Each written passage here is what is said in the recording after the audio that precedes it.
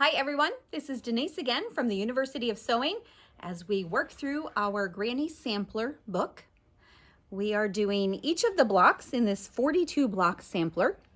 This time we're going to talk about block number 12, which is this little guy right here. This block is known as the square in a square, and sometimes I think it's also called the economy block. There are a couple different ways to do this block. You can certainly do traditional piecing. When you're doing traditional piecing with this block, you've got some triangles. Here's our sample. And those triangles can be a little tricky with the biased edges.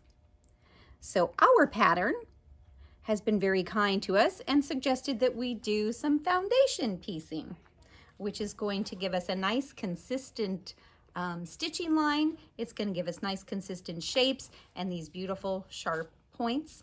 So let's talk a little bit about the foundation part of our project today.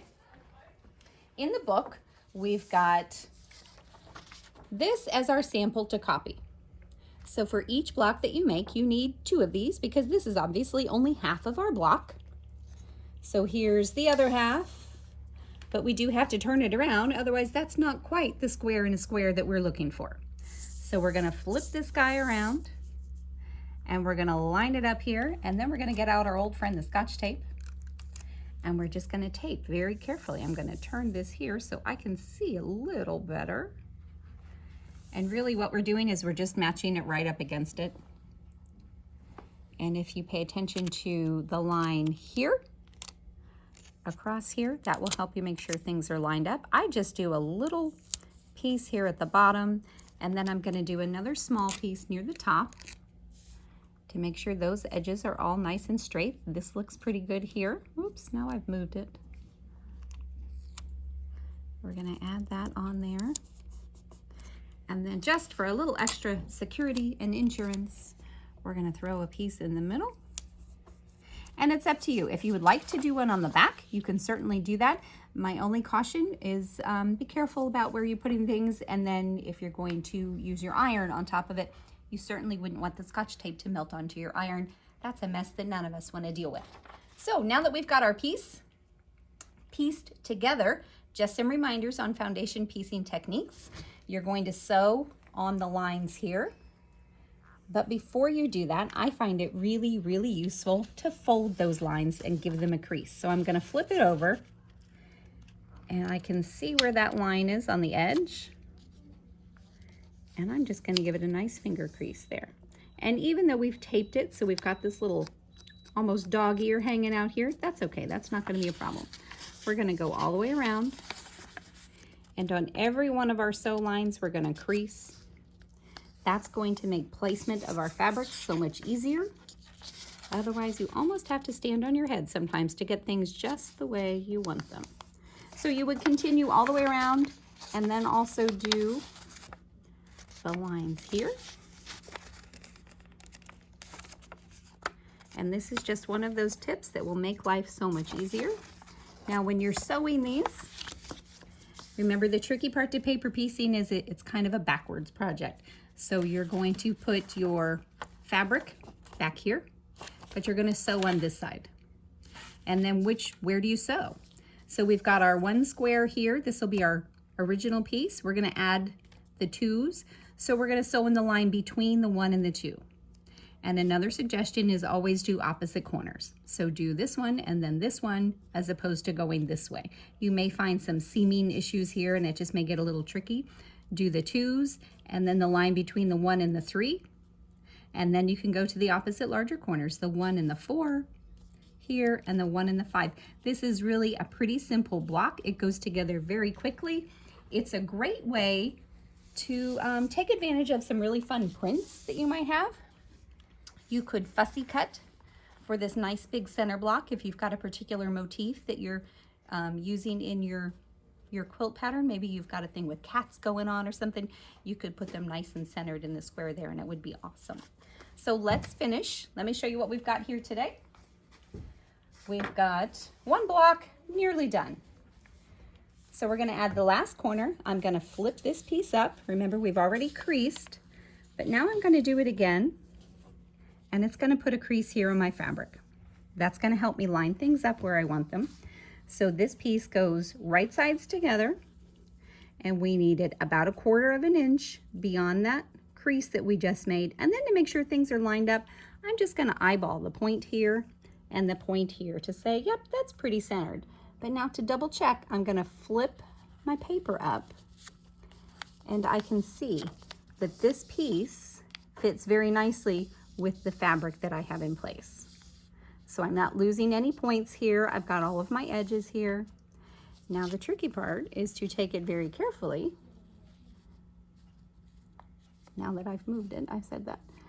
We're gonna take it very carefully over to the sewing machine. You can see how I'm holding it here, and then I'm gonna flip it upside down. Because again, we're gonna sew on this side of the paper. We're sewing on our dear friend, the 880 Plus today. I've got my 57D foot, which is one of my favorites.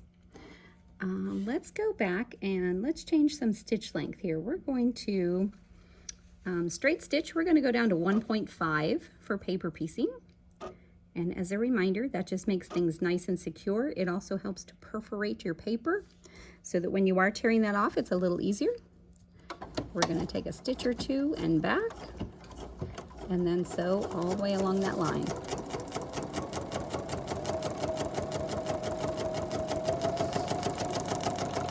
Once you get the hang of paper piecing, it really is very simple.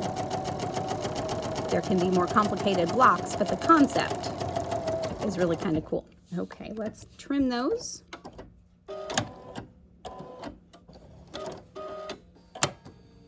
And we're going to trim some threads here. Now we're going to go over to the cutting mat, and we're going to trim it off and make sure things are nice and square, and then we'll give it a good press. Let's get my iron to wake back up here. Okay, so we've got our add a quarter ruler, which has got a little lip here that's 1/4 inch, and I'll show you how we use that to make sure we get a nice 1/4 inch seam on that paper piece. But first, we're gonna flip this guy over, and we're gonna pull the piece back. Fold it back along that crease that you made, and now you've got that stitching line there. We've overstitched here a little bit, and that's okay. We can just pull that off. It'll tear nicely for us. Give that a little press. Here's where our handy ruler comes in. So that line, that lip that we showed on the ruler, is gonna butt right up against where the paper and the fabric come together. And it almost locks in place. You give a little bit of pressure, and this makes sure that we have our nice 1/4 inch seam, and it's consistent and beautiful. Now we can flip this back over, and let's press that open. Let's do just a shot here to hold things in place nicely.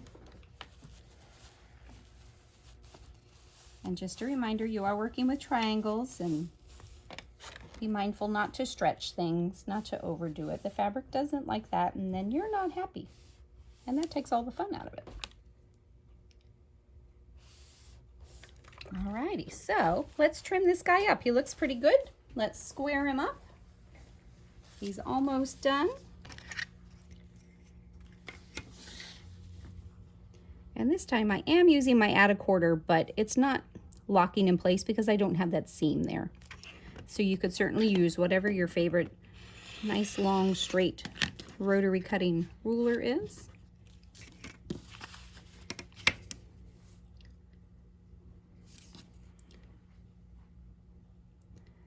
The paper piecing really does ensure a nice consistent block.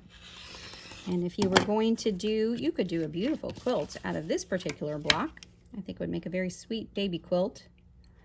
But I would certainly suggest the paper piecing version just because of the consistency.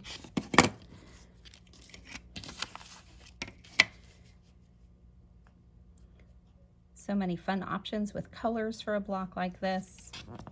You could even stick with one color and just do variations in the color to get some intensity. All right, one more trip to the sewing machine, and then this guy's done.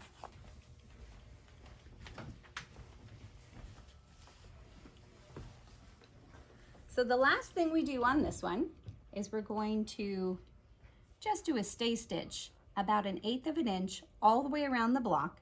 That will help to hold it in shape and make it behave nicely until we're ready to put all of these 42 blocks together, which is not quite yet. We've got a little more work to do on that. Again, this is block number 12. So we still have a ways to go. But just a reminder too, if you're on the fence about whether or not to jump in, we're only on block number 12. There's still plenty of time to join us.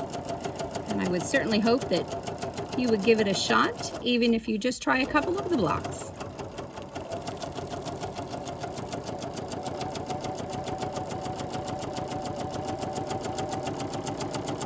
Just to give you an idea, I'm just going to do the one side. We'll trim our threads there.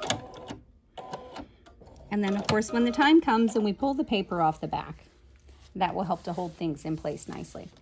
So this is our block number 12 in the Granny's 1930 Sampler, which is a pattern book, a lot of fun, by Ricky Timms. It's based on the story of Lizzy Albright in the Attic Window, which is a really fun little read. I hope that you guys will join us. Be sure to check out the books and all of the tools and utensils you might need, including awesome Bernina sewing machines, on our website, universityofsewing.com. And if you have any questions, feel free to send us an email at info@universityofsewing.com. Thanks again, everyone. We'll see you next time as we jump into some curved piecing, so get ready for that. Bye now.